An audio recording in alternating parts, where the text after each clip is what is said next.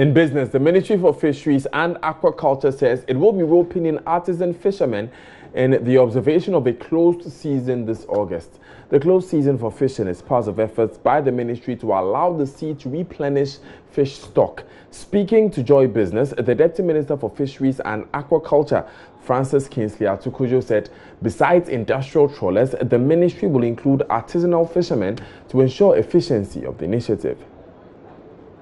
The last close season we had was this year, January and February. And like I stated, that was a minor upwelling season. But we have a scientific and technical working group that has since advised the ministry. I mean, they have been working for a long time. But they advised the ministry that the good time to do close season is August this year. I mean, August. That's a major upwelling season. The ministry has not been very forth when implementing close season in August because it's also coincide with the peak fishing season. But what do we want to do? Do we want people to just have a fishing season or want people to have bumper harvest? If we want people to have bumper harvest, if it means that we are going to close the season during the peak season, then we should be able to do that to give the fish more opportunity to reproduce and therefore revive the declining fish stock.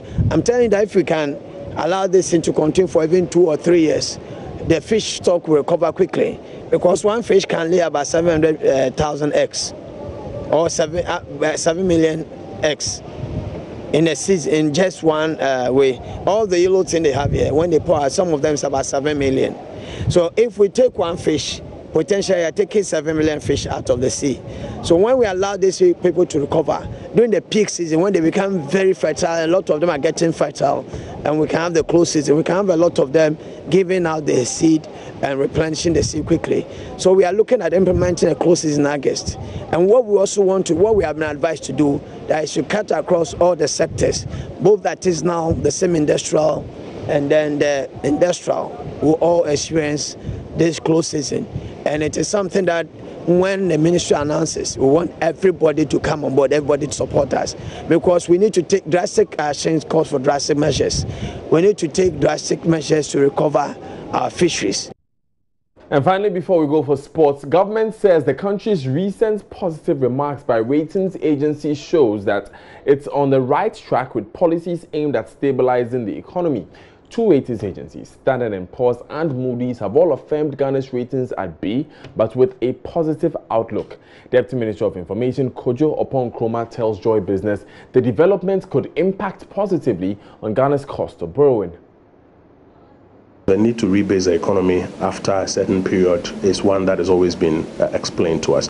But even if we're using current numbers, we are hoping or we are expecting that by our strategy, we'll be able to, in the medium term, bring it down to about 65% thereabout.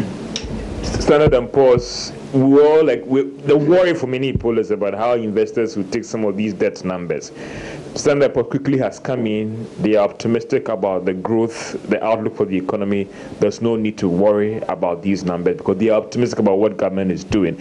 Are you that excited by these comments? Because the fear was that they would hit you on these numbers and that could impact us negatively. Standard & Poor's has affirmed what we have believed and what we have argued, that actually, if you look at how our macro is functioning, if you look at how our numbers are performing, the outlook for the Ghanaian economy is positive. And so they are encouraging global investors that, listen, we see that the Ghanaian economy is attaining stability and the outlook is positive. So you are well grounded to invest in their capital markets. It's a good thing. What we need to do is at least ensure that that doesn't deteriorate. That's it for business.